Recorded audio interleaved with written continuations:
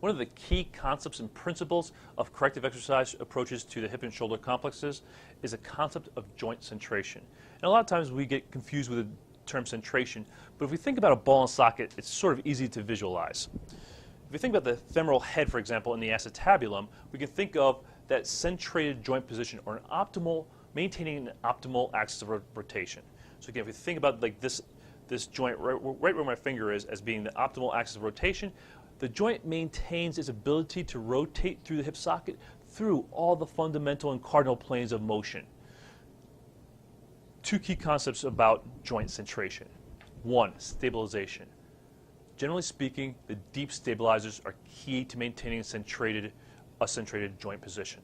So for example, the psoas, the deep fibers of the glute maximus, the deep medial fibers of the glute maximus, the deep fibers of the glute medius, glute minimus, the deep external hip rotators, all help to maintain the centrated joint position so that the more superficial stabilizers and global mobilizers, for example, the superficial fibers of the glute max, the superficial hip flexors, rectus femoris, tensor fasciae lata, the adductor complex, the superficial fibers of the glute medius, they can all do, the iliacus as a hip flexor, can all do the cardinal motions and the big gross movements. So we can maintain this nice stabilized position during functional activity.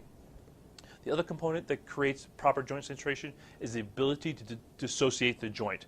And dissociation just means maintaining an optimal alignment and point of rotation and being able to move the femoral head independent of the acetabulum, or moving the ilium independent of the femoral head. So the ability to move the joints surfaces independent of each other, because a lot of our clients that lose the ability to dissociate, where they have too much gripping from their rotators or their superficial glute max, or have joint capsule stiffness, and they've lost that ability. So when they move their hip into motion, they drive motion from the low back, or they drive motion below from the knee, because they have an inability to dissociate the joint surfaces.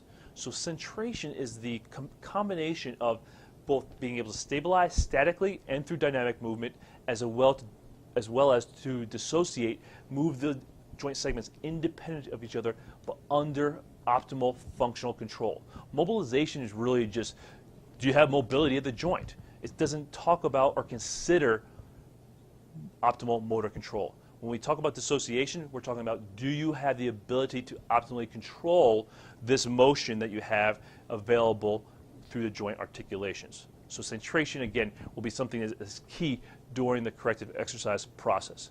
And again, all joints need to be centrated. For example, if we're looking at the spine, we want the spine to be centrated, segments on top of segments. We don't want one segment to be shifted over here like this and then trying to create proper motion.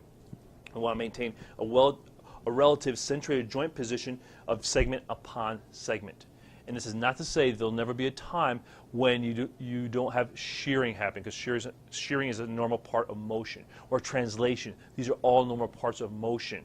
The goal is to maintain relative length of the joint, a relative normal axis of rotation, and the control, the functional motor control through both stabilization and dissociation to create optimal movement. Usually when our clients have poor stabilization and/or movement patterns, is because they've lost the ability to centrate their joints.